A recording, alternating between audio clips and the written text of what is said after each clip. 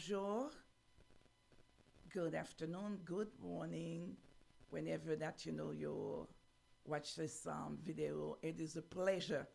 It is a pleasure for Jesus and politics to enter to your home today. What a beautiful day. What a beautiful time.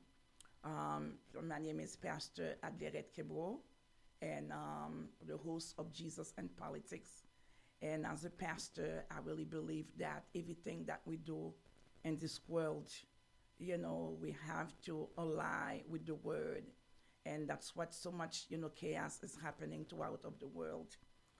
But today, it is a great day for me. It is a great, time for me because I do have a great woman. I do have a great professor that wrote a excellent book.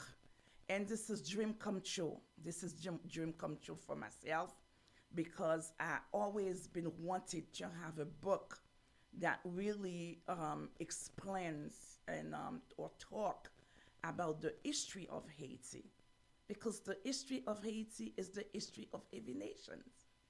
And so I am so happy today in the midst of what's happening with the Haitians, in Springfield, Ohio, in the midst of, all the hatred, spewing, towards against, Haitians. What a time, to have Professor Dr. Leslie Alexander with us. And so I would like you to invite, to like, to share, and to subscribe to Pastor Kébreau Ministry YouTube channel, and so that we can always inform you. This is a program that will inform you, that will bless you, that will bring healings, that will encourage you, and it's all about the name of the Lord, in the name of the Lord. So I am so excited today, so excited, to have, that guest with me today. And without further ado, welcome Dr. Leslie Alexander. Thank you. Thank you so much. Thanks for having me. Thank you for the opportunity to be here and to speak to us today. And Absolutely. so would you like to, speak a little bit about yourself? Sure. So, again, thank you so much for having me. It's a real pleasure to be here. I'm a professor at Rutgers University, and I specialize in early 19th century African American, U.S. African American, and also African diaspora history. And I'm just really excited to be here with you today to talk about these very important topics. Yes, thank you. This is the reason that Dr. Leslie Alexander is here with us. She wrote one of the marvelous books about the history of Haiti. The title of the book is Fear of a Black Republic. What a time, for her to speak to us. Why she wrote that book, why she has that title.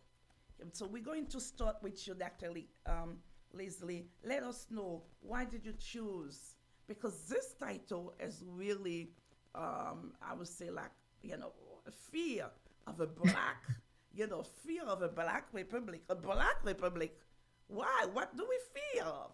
So can you Yeah. tell us why, did you choose this title? Yeah, I mean, I'll be honest, part of, if you have any, watchers or listeners who are, Generation Xers, the way I am, you will probably recognize that the title Fear of a Black Republic riffs off of a Public Enemy song from the 1990s called Fear of a Black Planet. And as I was researching this book and as I was just thinking about the topic in general, I just kept coming back to how much of Haiti's story and how much of Haiti's experience over the course of the 19th century and certainly into the 20th and 21st century has been motivated by the fear that the white Western world has of Haiti as a nation that was founded on the heels of a revolution of formerly enslaved people. That is in a nation that was determined to be free and sovereign and free of white and colonial authority, and that it was a nation that the white Western world attempted to destroy, but has ultimately been unsuccessful in Yes. doing so. Yes. And that so much of the way that the white Western world has treated Haiti has been driven by fear. I just kept coming back to that theme. And because I was a Public Enemy fan back in the day, it just kept making me think of fear of a black planet, fear of what that song and what that album was really trying to articulate was what happens when white people fear a world in which Black people live on free, equal, independent, sovereign terms, and the lengths that the white Western world is willing to go to crush any efforts toward Black sovereignty. And so, yeah, as I was researching this topic, I just kept coming back to that refrain, and ultimately felt like it really encapsulated at least one of the points I was really wanting to make in the book. Okay, beautiful. Um, well, on my point of view as a, pastor, I do I'm sometimes I feel like as selfishness, that they will not want a small country like Haiti to be solving. Mhm. We are solving, they are solving, so there's no Yeah. need for a small country in my point of view. I mean, spiritually, as Yes. besides what you just explained, but spiritually for me is also selfishness. So I don't know if you Yes. agree with me, but on my point of view, I also see that why you will have problem for a country, to be sovereign, and you're already sovereign yourself. You're a sovereign country. Yeah. They are sovereign countries, those big countries. So why is it a Yeah. problem for a small country like Haiti to be sovereign? No, Is it? yeah. And I think that's a really powerful point because it's one that so many of the activists in the 19th and the 20th century, Black activists in the US, were trying to make, right? And the contradiction that they were trying to raise is to say the United States is actually a country that was also founded on revolution. Yes. It's a country that was also funded, came into being as the result of a desire to be free of colonial authority, to be independent and sovereign. Mm-hmm. And it embraced many of the same principles, right, Yeah. that Haiti embraced in its own founding. Right. And so that contradiction, right, the way in which white Americans viewed Haiti really made no sense in the context of their own history. Right. Right. Definitely. I definitely agree with you. Now, do you have any relatives or background connected with Haiti? I actually don't. I get this question a lot when I'm interviewed or I speak about the book. It's actually one of the first questions that I often get asked. And I should say, at least as far as I know, I don't. We've been able to, I think this is one of the legacies of slavery, right? That as people of African descent, we often don't know Mm-hmm. the deep histories of where our people come from. And the farthest back we've been able to trace our Black ancestors is to the 1830s. And so who knows where they came from before that. Right. But as far as I know, I don't have any Haitian relatives or any Haitian ancestry. And it's actually, I started thinking about the fact that I always got asked that question. And to me, I started to realize, this is a very profound question because to me, what it reflects is that I feel like sometimes underlying the question there's a deeper question, which is if you are not a person of Haitian descent, why is this a story that you care about? Right. Right. That's exactly Right? the Like, reason that, why do you care? many You know, people and will it's interesting ask. because I feel like a lot of times the question comes from Haitians or Haitian Americans who are wanting to know why, as a Black person in the United States, I care. um, and, my response to the question under the question is, why wouldn't I care? That's right. Right? Like when we understand Haiti's history and we understand its significance to the global Black freedom struggle, why wouldn't all Black people across the globe care about Haiti's history and I think going forward, Haiti's future, right? Haiti's destiny. And in a way, that's part of why I became so passionate about writing this book is that I wanted to show that in the 19th century, Black people in the United States actually cared deeply about Haiti. Yes. And Haiti was central Yes. to their vision of what Black liberation and Black freedom had the capacity to look like. Mm-hmm. And so, what I always say is if people had the capacity to think that way and imagine that way in the 19th century, we certainly can in the 21st century. Definitely. Thank you. And in fact, I was I will say that I was shocked when I read in the book that at some point there were a lot of Black people that were immigrated in Haiti.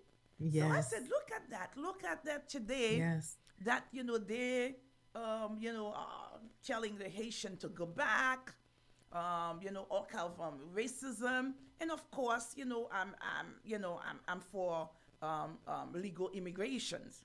But what people don't understand, those Haitians that are here today, they are under TPS. They're not illegal. They're under Yes. TPS. Now, Yes. when I hear people talk about immigration, sending Haitian back, go back, and I said to myself, those people need to read this book because at one Thank you. point, many Black people around the world were immigrated in Haiti. Yes. Yes, absolutely. And I mean, I think it is important for people to understand what Haiti represented symbolically across the world during much of the 19th century. Obviously, the title, Fear of a Black Republic, centers on how the white Western world viewed and responded to Haiti. But what we also have to hold equally dear and highlight to the same degree is the extent to which people of African descent around the world viewed and understood Haiti and Haiti's importance in the 19th century. And it became, as you said, a place, a home Mm-hmm.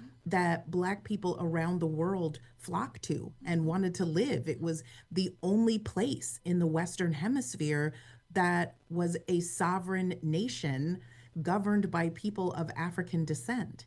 And that gave hope to people all around the world in the battle against slavery, in the battle against white supremacy.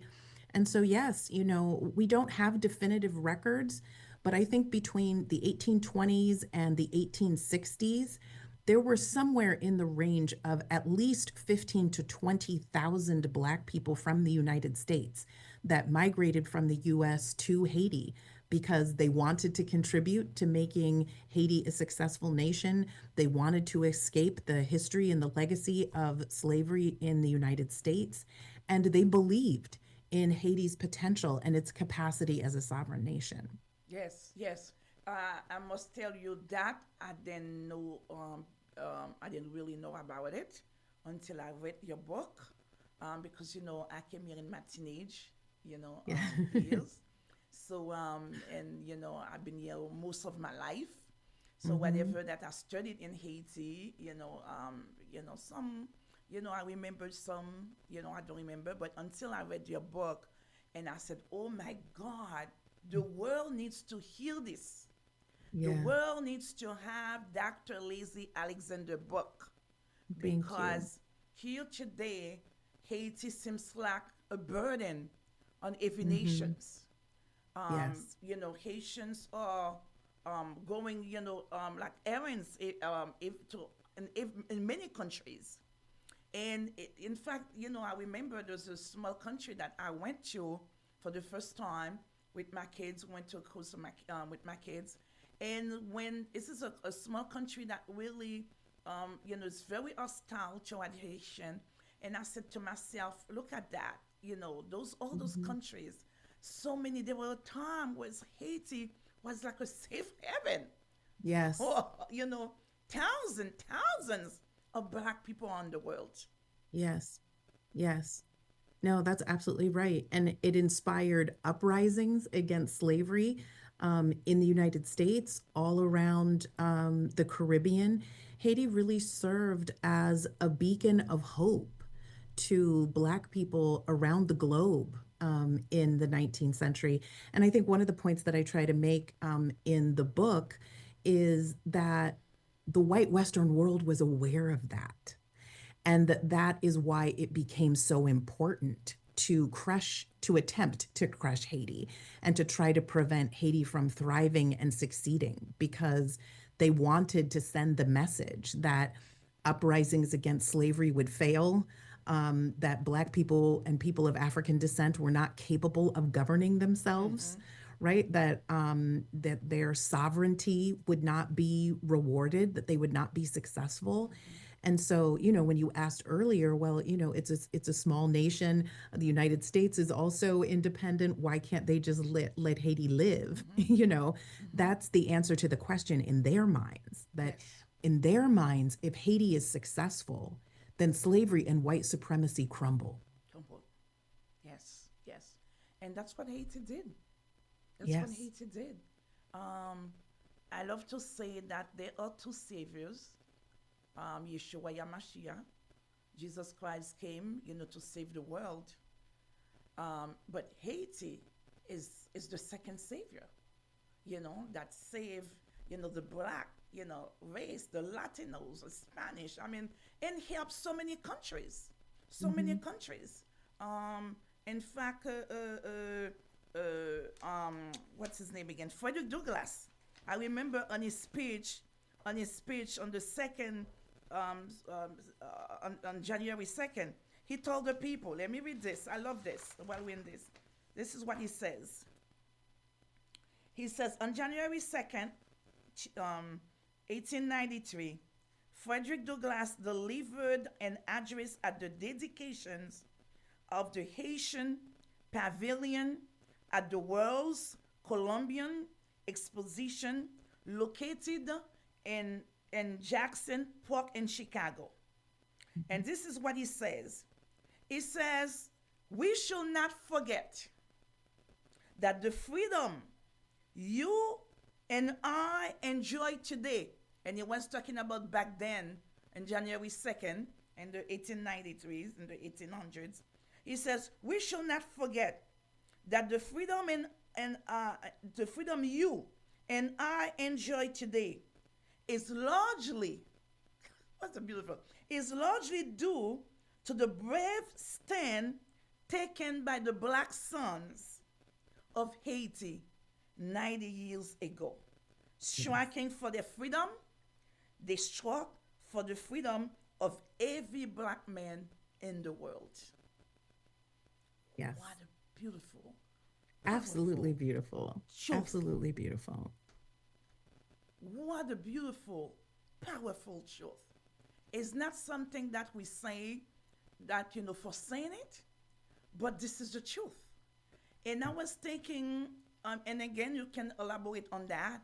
I was thinking, Dr. Alexander, which is you are a professor of history, and, I was thinking and I said, if there are people who are entitled to live in this country, are the Haitians. Yeah. They may not like it. Mm-hmm. It may sound so profound, but that's the truth. This is history. We cannot erase history. This is history. Yes. So I don't know your thought on that. Yes, no, absolutely. I mean, it's interesting to me because, the histories of the United States and Haiti are deeply intertwined in ways that we are not taught in the United States. But they actually are in some really profound ways. And it's interesting because, again, activists in the 19th century really raised this issue, and went out of their way to articulate the ways in which the histories are intertwined. First was the point that I made just a little bit earlier, which is that the countries were actually founded in very similar ways and Yes. were founded on very similar principles, Yes. right? They were part of the sort of natural rights revolution that was happening across the globe, right? Where people are rising up and demanding their literal freedom, right? In this case, from human Right. bondage, but they're also demanding freedom from colonial rule. They're demanding participation in a democratic political structure. And Haiti, ironically, of all of the nations, the United States, France, and Haiti, that have revolutions during this era, Haiti is actually the nation, if you look at their constitutions, if you look at their founding documents, if you look at the laws and the policies that the three countries implemented following each of their revolutions, Haiti is actually the nation that remained the most true to the Enlightenment, to Enlightenment philosophy, to natural rights ideology, right? That championed things like liberty and justice for all, right? The ideas that the United States claims to have been founded on, The Haiti actually principles. lived up to in terms of how the country actually treated its citizens and what it was actually striving to do. But the history of the nations are actually also intertwined in some other really interesting ways. Most people don't know, for example, that one of the turning points in the American Revolution Okay. that actually ultimately allowed the United States to gain its independence from England, that one of the most decisive battles that kind of turned the tide of the American Revolution was actually won in part because troops were sent from what was then Saint-Domingue, right? People of color who were sent by the French government Right. to support the troops in the United The States. states. And so you could conceivably make the argument that the United States might not have won the American Revolution, or at a minimum would have not won the revolution when they did, and as decisively as they did, had it not been for Haitian, right? Eventually, people who would have identified as Haitians, right? People of color who came from what was then the French colony of Saint Domingue to fight on the side of what became the United States. The other thing, and this is something I really love to point out to my students, because in the United States, history kind of tends to be told in just a very sort of basic factual kind of way. Right. And students all through their, early education are taught about the Louisiana Purchase, Yeah, Louisiana Purchase. Yes, right? I was gonna touch on that. Which causes the United States to double in size, Right. right? And happens because Thomas Jefferson, right? The way the story is told is, Thomas Jefferson gets the French government to sell what we was referred to then as the Louisiana Territory, right? That big strip in the middle, to sell that to the United States for $15 million. So the question I always ask my students is, why do you think the French government was willing to do that? Right. And their eyes get really big, Yes. and they Yes. stare back at me. Right. And they realize they had never thought about that before. They had never asked themselves that before. Why would the French, who have this very large tract of Yes. land Yes. in North America, at the time that Europeans are fighting over what they're calling the quote unquote New World, right? Why would France give up, right? that Right. tract of land? Yes. Well, the only reason they're willing to do it is because they're trying to recoup the financial losses that they are suffering as the result of their defeat, their imminent defeat, right, in the Haitian Revolution. Wow.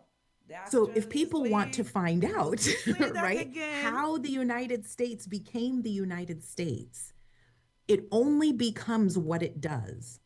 And it only is able to double itself in size because of the Haitian Revolution. Wow. Wow. And that's the truth. Again, beloved, listen to this. Okay? We are not telling words or statements that are not, that cannot be proven. This is in the book here, and you can get this book so that you can educate yourselves, whoever you are, whether you are ordinary citizens or an elected officials or the president of the United States or congressmen or senators, whoever you are, please get this book so that you can learn. And I think, the Bible says, people are perish for lack of knowledge. And I truly believe that we're living in a time that there are so much cruelties, so much racism, so much divisions. And if we get the knowledge, we're not only called to read the Bible is everything, but also we need to learn about history. Because when we know history, we can understand each other better. Isn't it something, Dr. Leslie? If we read history, Yes. we know history, then we can understand each other better. That's right. That's right. So this That's is important for people who are saying the Haitian don't belong here, the Haitian to go back. That tells me that you need, you need to educate yourself, or you need to educate yourselves, because if there are people that belong to the land of United States of America, there is no one better than the Haitians. And the facts are here. Just get it, just purchase it and learn it. And so that you can live with each other with respect. Respect each other. And also, Dr. Alexander, there are someone else who say, there are few people that I see on Twitter that said, oh, what happened to Haiti? The reason Haiti is so poor, Haiti is not striving, is because the Haitian, kill all the white people and they massacre all the white people. So what do you think about that? What's your position? Because that's their mentality, that the Haitian kill all the white people, so that now the Haitian are stuck. They cannot really move ahead because of that. What is your position? As a professor of history, I have to always mention that. I mean, I have probably like a much more fiery response as a human being. But what I will say as a historian is that the facts just simply do not bear that out. And that's really the big point that I was trying to make in this book, is to really kind of chronicle what the history of U.S. foreign policy towards Haiti has been, from its Declaration of Independence in 1804 up to the present day. I mean, the bulk of the book focuses on the 19th century, but the last portion of the book really tries to dig deep into what U.S. foreign policy looked like towards Haiti in the 20th and even into the 21st century. And all I can say is I have the receipts, right? That Haiti's condition, right, is really the result, first and foremost, of course, of the indemnity, right, and the impossible financial consequences that came as a result of that, but also then the subsequent policies that the United States and the UK, France, right, the white Western world had towards Haiti over the course of a couple of centuries. And so this is really not about, this is not divinely ordained, right? This is something that was done by design, by human beings who did not want to see Haiti win. And then again, is the time, I was always saying that, when you see such a powerful country like Haiti, that, has the compassion to go and free other slaves around the world. And I can understand why some people have problem. But if you really talking about God, you know God, you will say that this is a country that we got to help. We Yeah. got to help. So I'm, Yeah. I'm definitely looking forward that, a day will come where they will get into their senses and say, but after all, Haiti is not our enemy. That's Haiti right. is the best country that, we should, should be our, ally. And I will say that Haiti is not only part of America, but Haiti is really part of this land of the United States. Yes. Based on the history, and I tell you, Dr. Lazy Alexander, one of the things that, I am so grateful for is the fact that, I was invited to Brooklyn College at that forum because this is where I got to meet with you because you were talking about, doing an expose of the book. Yeah. But that forced me, even as a Haitian descendant, because as I said to you, I came here, in my teenage years. So I left Haiti most of my life. I spent here. So it really forced me, inspired me to go back and study my history, Yeah. and Oh, also good. read it in light of the Word of God as a pastor. Mm. So definitely is powerful. But the other question I also have for you, Dr. Alexander, is that you mentioned in the book that your mother, you really dedicated this book to your mom, Yeah. and you said, to each chapter your mother was dancing. That's really fascinating, amazing. Your mother was dancing to each chapter. So Yeah. what made her so enthusiastic to dance, while you were writing this book?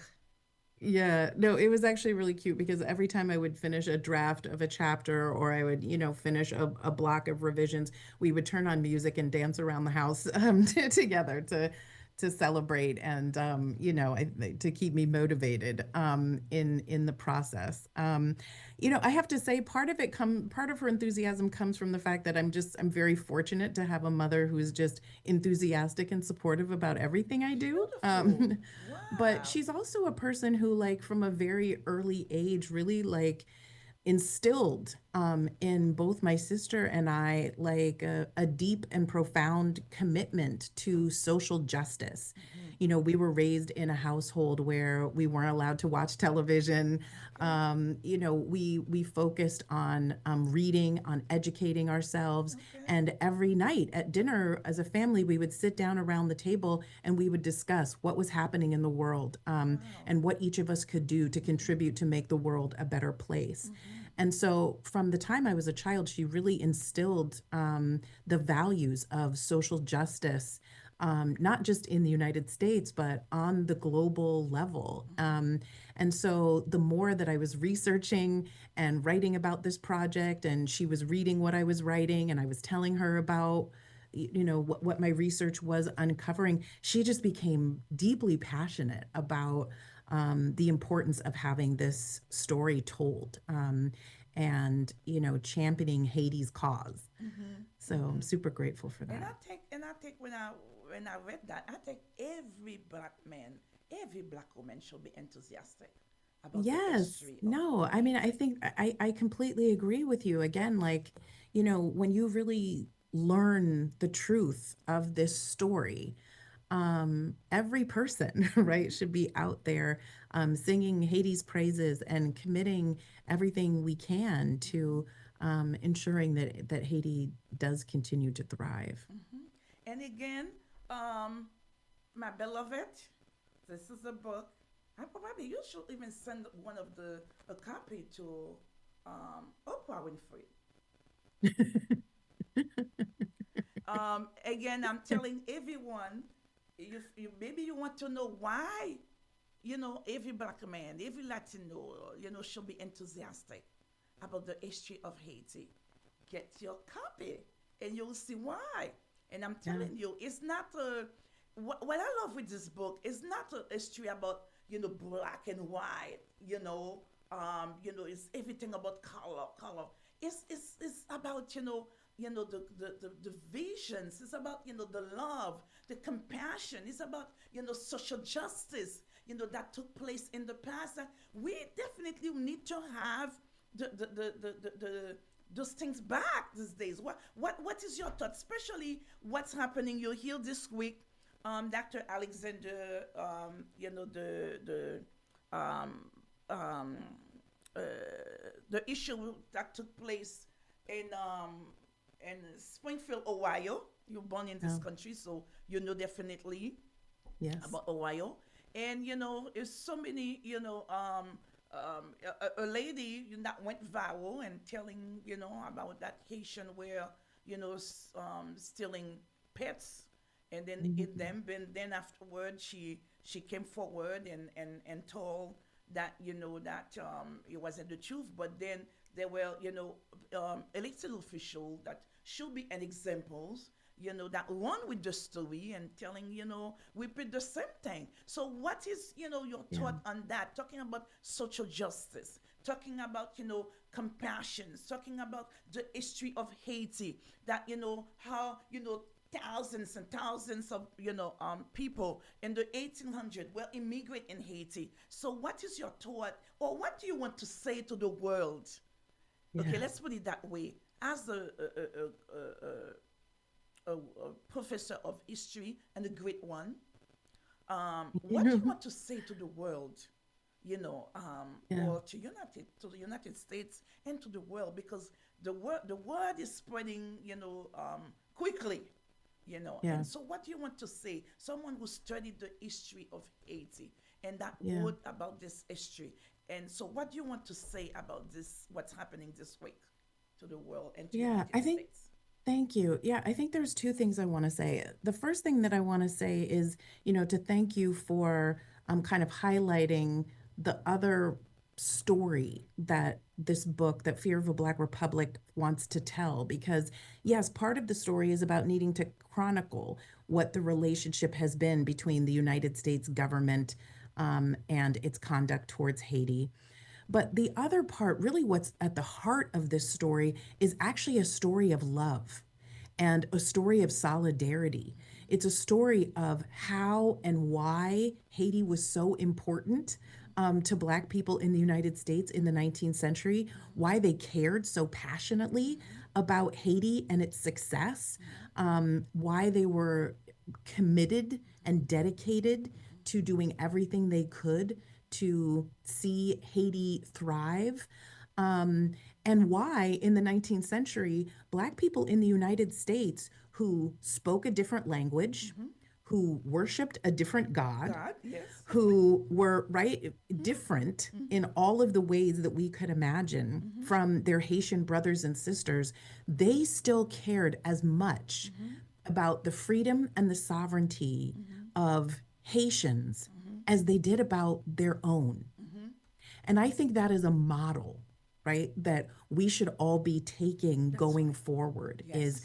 how can we forge a global community, a global society in which we care as much about the freedom and the sovereignty of people we do not know as much as we care about our own.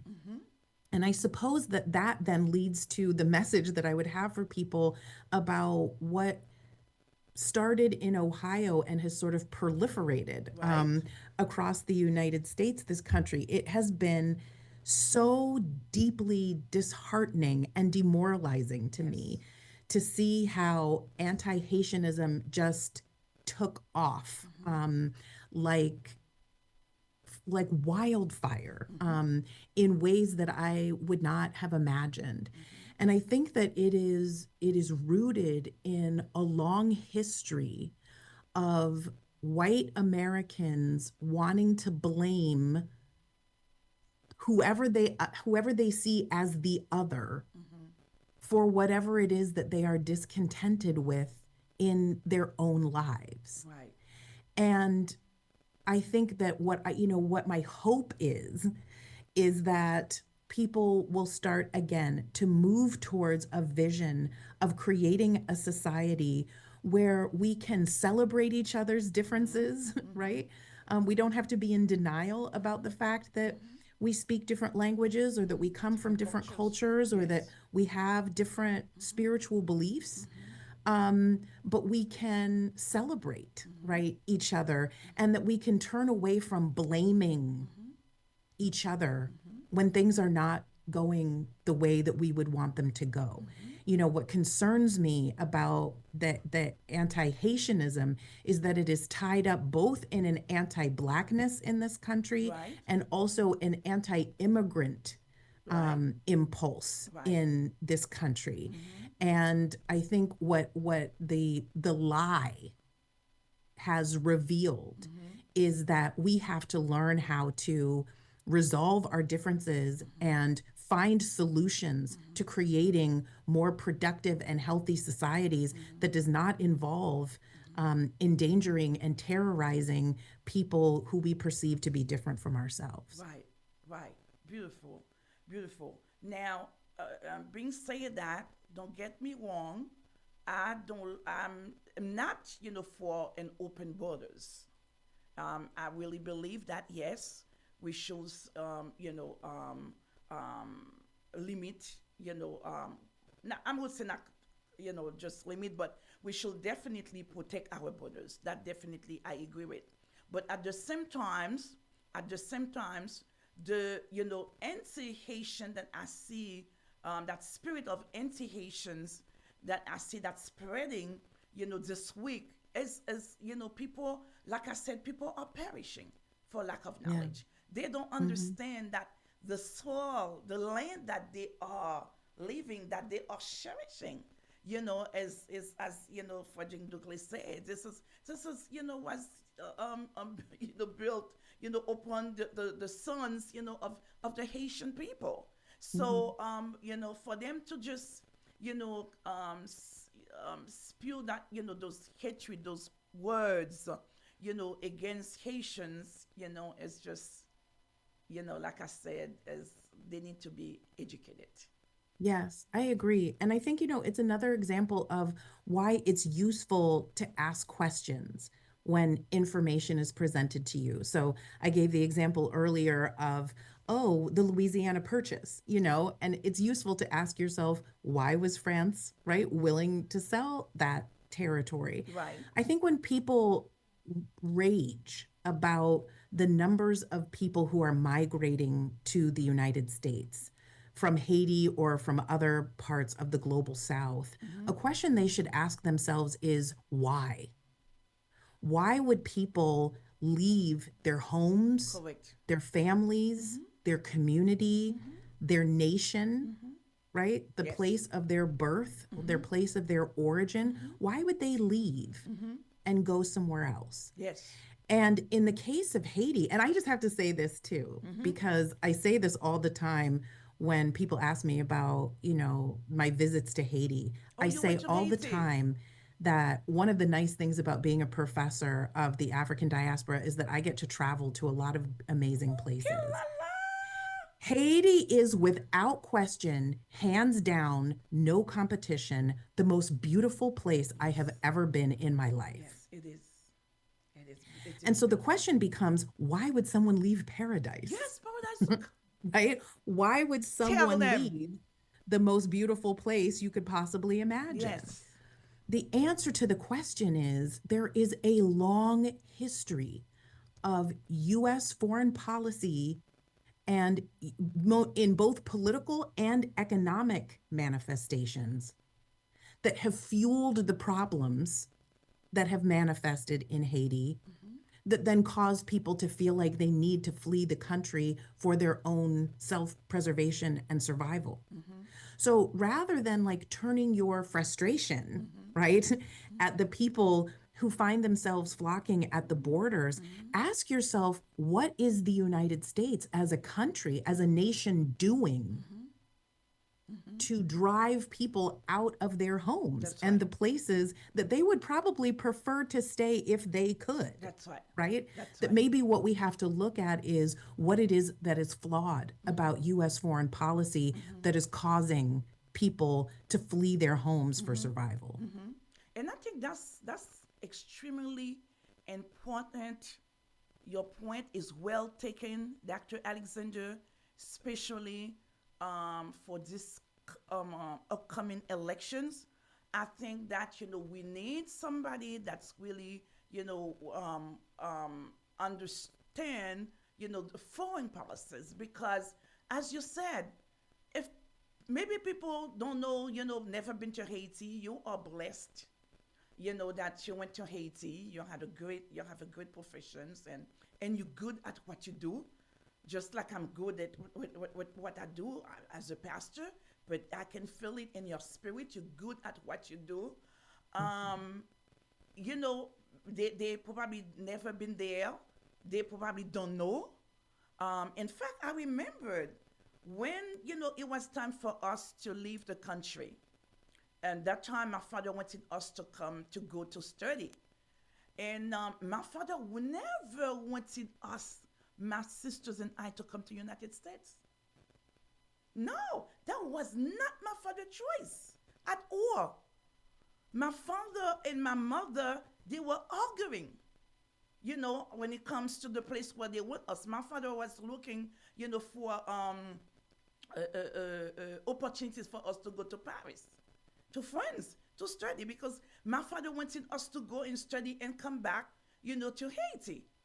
It was not their plan for them, because my father had a great position, So it wasn't their plan for them to, for us to come and stay here, definitely. And as you said, Haiti is beautiful. The food that we are eating there are real organic food. It's not something that they're telling you, he's organic and he's only 5% organic. No, this is real organic. I can't wait to go back and eat some real fish coming from the sea. Fresh, wonderful, lobsters and seafood from the sea. Those are real organic food. When you eat salads from Haiti, this is real. When you eat vegetables from Haiti, those are real organic food. But Exactly. of course, I heard things change now. But I know by God's grace that Haiti, will not perish. It will not perish. It definitely, the Lord has a plan, like it or not, believe it or not. I trust my Lord that the Lord has a plan for Haiti. And of course, people don't know that, Haitian will not want to be here. Many Haitian will not want to be here. But I must give that credit, to President Trump. He says United States cannot be the police of the world. And I agree. The reason that Haiti, most people leave their countries is the manipulations, what they are doing in those countries to force people to leave their countries to come here. But there is no way a country like Haiti, such a beautiful country like Haiti, on Sundays, it's just like you want to live forever on Sundays, because this is the day that, people go to their, the church and they have a great tables. And if you have the money, you have all kind of food, on Sundays. No, you don't have that life here. In fact, I will tell you, even the life that I had over there, I'm longing to see that life here. I used to go to school, have a chauffeur taking me to school. My father was never drove a car. He always have a chauffeur to take him to work and pick him up and drop him home to wherever he's gonna go. It was the same thing for us. But here, I have to, drive my own car. Listen, I will not. That's not life. That is not life. If you want to live life, I definitely, would like you to invite, you to go to Haiti. And I will say, in some places, because Haiti changed now, especially with the violence. And what causes the violence in Haiti? What causes those violence? What causes those gangs to take over the Haiti? What causes that? Haiti doesn't build, doesn't create, doesn't make, weapons. Where are those weapons coming from? Right. And lately they find out that they're coming from this country. Right. So you think that, and why is that? Because definitely Haiti, we know that, if Haiti, is people can live in Haiti, I'm telling you, you will not find Haitian here. Oh, very few. Because the country, if you want to live life, real life, I invite you to know Haiti. Not because I'm from there. And thank God, today I'm speaking to someone who's been there. Or someone who read history.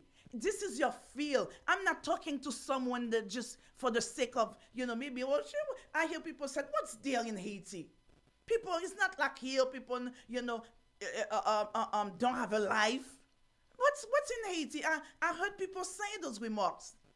But I said to myself, that tells me that they need to educate themselves. That's right.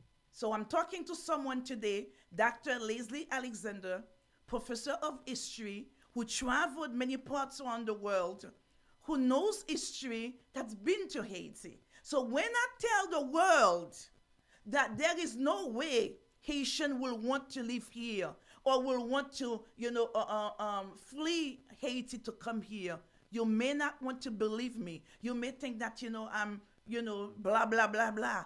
But you just heard it from Dr. Leslie Alexander, the author of this book, who went to Haiti and also knows history and wrote about history and also she teaches history. So that's right. Dr. Alexander, I know that you did say that, by 4 o'clock you have to leave. And it's already 4. I do. And I know that you do have a lot of things to do. And I am so grateful. I am so grateful to you. No, thank you. Thank you so much for having me. I could keep talking to you all day if I could. Speak to us, speak to the world, and bring light, to, the darkness, to what's happening in Springfield, Ohio, and about Haiti. Now, what is your last word before we say au revoir? Yeah, thank you. Just thank you again so much for having me. And I think what I would just say is that precisely what you were just saying a few moments ago, which is that ask questions and educate yourself about what's happening in the world, and particularly the history of Haiti and the Haitian people. When you hear these anti-Haitian, anti-Black, anti-immigrant types of ideas, challenge yourself to ask questions rather than just taking everything at face value. Pick up a book, have a conversation with someone, listen to a conversation, be open to questioning what you thought you knew, and be open to taking in new information so that we can all figure out how to move forward together. Yes, thank you very much. Now, before you go, can you tell, I would like, this to be put on the screen, please. The Fear of a Black Republic by Dr. Leslie Alexander. Now, can you tell, the world where to get this book? You can pretty much get this book anywhere books are sold. So you can get it at Barnes and Noble, at Amazon, any major bookseller. It's published by the University of Illinois Press. So you can go to the University of Illinois Press website and find it there as well. But it's available really anywhere books are sold. And I will say to the elected officials, this is a book that they can even buy, for history, to teach history in the schools, whether it's high schools, colleges, the libraries, is a must-have. Il faut avoir ce livre is a must-have. So, Dr. Leslie Alexander, it was a pleasure. Thank you. Thank you so much. The pleasure was mine. And Politics by Pastor Adlerette Kébreau. Thank you for coming. Merci. Merci beaucoup. And hope to see you, soon. Thank you so much, my sister. Thank you for having me on. I hope to see you again soon. Thank you. Thank you. Okay. Voilà, ladies and gentlemen, this is, our program for today. We were talking about, A Fear of a Black Republic, a book that is written by Dr. Lizzie Alexander. So we had a wonderful conversations, and there's a lot to learn. And if you want to learn more, to know about more and the history and a lot of things to learn is in the book here that you can grab a book for yourself, and you can get it, to the schools, to the colleges, to the universities. You can have it in your library. It's good to have. But very important, the Bible says, love God and love your neighbor as you love yourself. First, you have to love God, you have to love yourself, and you have to love your neighbor. So if we're talking about, Christian, we cannot talk about God and then whatever we do or whatever we say is the contrary of what the Bible says. So if we represent God, we must, represent God in our actions, in everything that we do. As a pastor, I am, asking you today, to, be compassionate. And we're living in the end time. We're living really in the end time. But there is nothing like loving your neighbor. In fact, it brings you joy. The money that we have, we work so hard, we're going to leave them. We're going to leave everything in this world. The beautiful homes, the cars, our bank account, everything will be left alone. We've been left behind. But it's what we do that we're going to take with us. So I invite you today to really know Christ as your personal Savior. Love Him. And as you love Him, whatever you say is going to encourage people. It's to be a peacemaker. The world doesn't belong to us. We didn't create the earth. God is the creator of the world. For us to kill each other, to hate each other for things that don't belong to us, it's really terrible. So may the Lord bless you today, and I'll see you next time. Again, this is Jesus and Politics, Pastor Adlerette Kébreau. Bonsoir. You and I have known each other a long time. You may not remember it, but I do. I covered your first campaign for the United States Senate back in 1992. And Governor, I never thought, yes, it's a while ago, I never thought I would ask you a question like this. Is anyone with undocumented status in Ohio, is any legal citizen resident of Ohio eating dogs or cats illegally? Well, Major, this is something that came up on the internet, and the internet can be quite crazy sometimes. And look, the mayor, Mayor Rue of Springfield, says no, there's no truth in that. They have no evidence of that at all. So I think we go with what the mayor says. He knows his city. And there is a case in Dayton of a woman with mental health issues being alleged to have eaten a neighbor's cat, but she lived in Ohio, not an immigrant. And my reason of bringing this up, not only because the former president did it, but you have an immigration situation in Springfield. It's a serious one. It's an interesting one. Population about 58,000, about 15 to 20,000 Haitians under temporary protected status in Springfield. A good number of them, as I understand, Governor, have gone through the application process to get temporary work permits, are working, and in some cases relieving kind of a labor shortage there. But there have been other issues, health, some safety issues that you've tried to bring attention to. Would you not prefer, Governor, a more coherent conversation about immigration in Springfield, Ohio than was heard last night on the debate stage? Well, Major, I think there's a couple things to be said about what's been going on in Springfield. And you pointed out the numbers.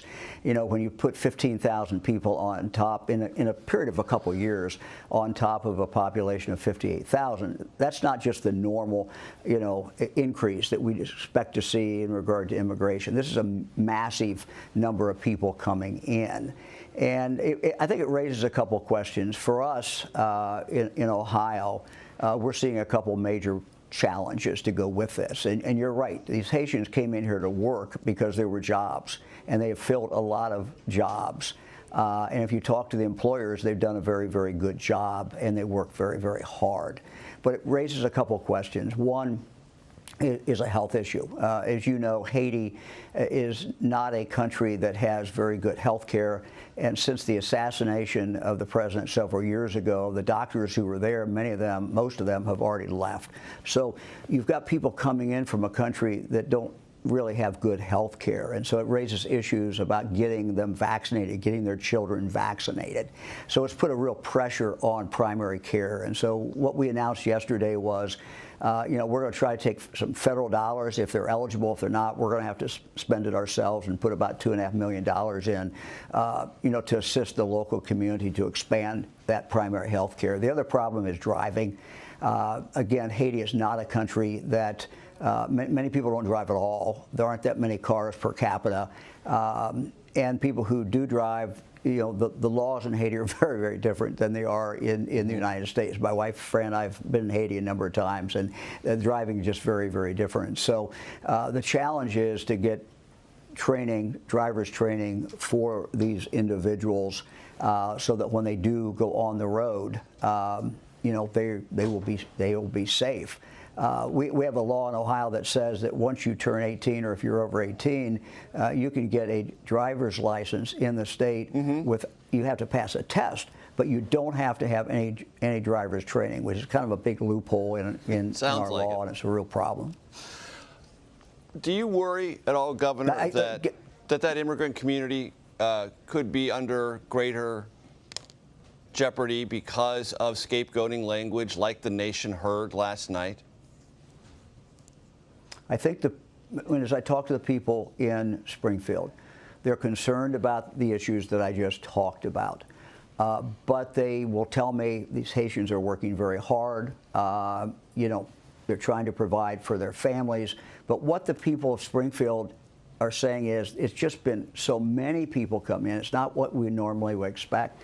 And frankly, Major, I think the federal government has to start looking at places like this and treat it like you would a natural disaster. If we have a natural disaster in Ohio, we call the federal government, they come in and they do an assessment. And if they think that we don't have the resources in the community or the state to take care of that, then there is help provided. I think we need something like that in regard to when we have real big surges like we've seen in Springfield of immigrants coming in over a relatively short period of time. Broadly That's really speaking, what we should have. We should have that kind of help from the federal government.